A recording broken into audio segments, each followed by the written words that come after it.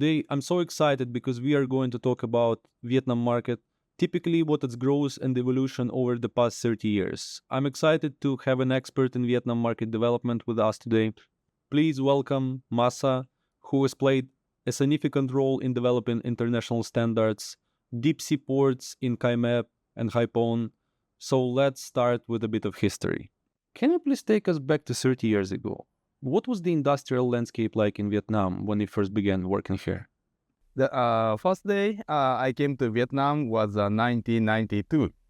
At that time, it was just like a time machine, time capsule, like Cuba, Havana, something like that. So everything there was very, very old. And Vietnam did not have anything to export at that time, except some agriculture products, and probably the crude oil was one of them. Then people start to invest to Vietnam. So over the years, we've seen many industries shift to Vietnam. Which industry have been noticed experiencing significant growth? And what do you think drove that shift? First thing I saw in Vietnam was the apparel industry. So that the Taiwanese factory and Korean factory start to invest to Vietnam. Then apparel become the now the third biggest exporting. Vietnam becomes the third biggest exporting of the apparel, and then footwear comes. Now Vietnam is the second biggest exporting country in the world of the footwear, and followed by furniture. Vietnam is now fourth biggest country in the world for exporting furniture.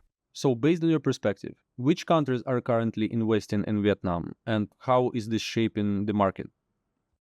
Now the tendency of the investment is just like Korea and China, and the shift of the this investment is now getting totally different from the old time of the apparel, footwear, and furniture.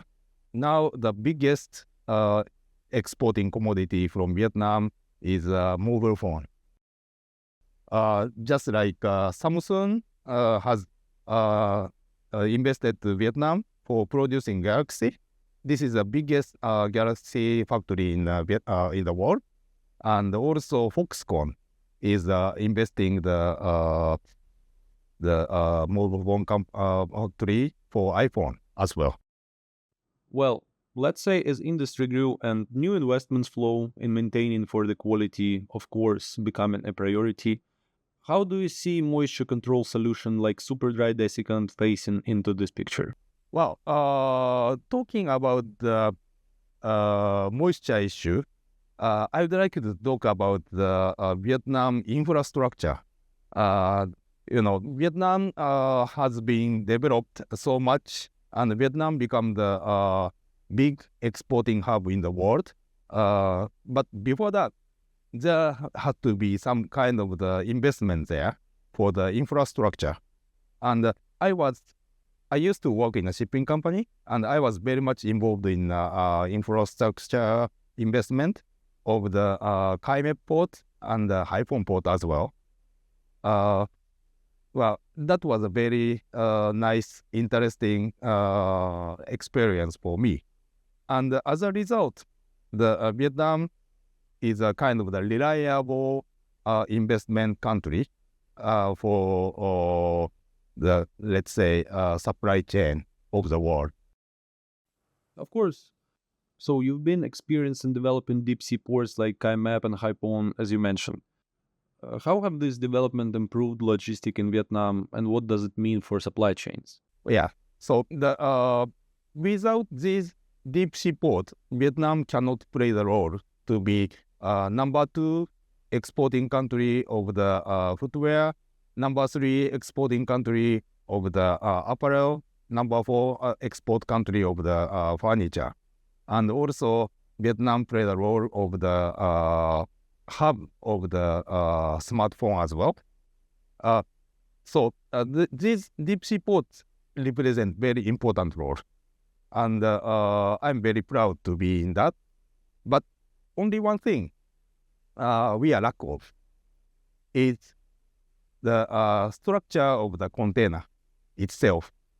So all these things is carried by the container.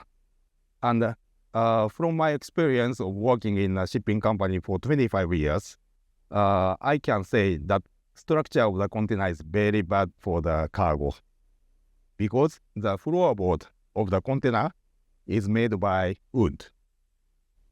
And this wood will harm all of your products. So this is one of the problem. And the container itself is theoretically belong to shipping company. Shipping company is owner of the container to provide the container to the shipper. So shipping company should take care of the floorboard. Sometimes it contains 100 liter of the water, sometimes 150 liter of the water. So the contents of the water is so much. So how important do you think Desiccant solution are in addressing these issues? Yeah, actually the shipping company does not care of these things. Shipping company is the owner of the container and they provide the container to the shippers, but they have totally no working procedure to check the contents of the moisture of the floorboard. And the shipping company said that it is the job of the shippers because shipping company has 1,000 other things to take care.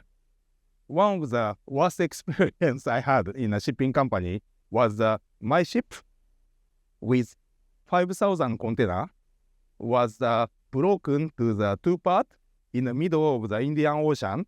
Then these two parts of the ships sank to the bottom of the Indian Ocean at the depths of the 4,000 meter depths. So, the shipping company has a lot of things to take care to protect your cargo. But they have to firstly think about the ships. And they don't have so much time to think about inside of the container. And shipping company say that it is the shipper's job to take care inside of the container.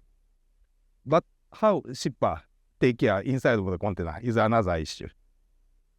Superdry can provide a solution on behalf of the shipper to solve this problem by absorbing the moisture of the floorboard. Oh, wow. What an explanation. Thank you so much for sharing such valuable insights today. I'm learning new things, and this was a really great conversation, especially to anyone who is interested to know more about the Vietnam market. Thank you so much, Masa, for your expertise. And to our listeners, don't forget to subscribe for more great content and see you on the next podcast.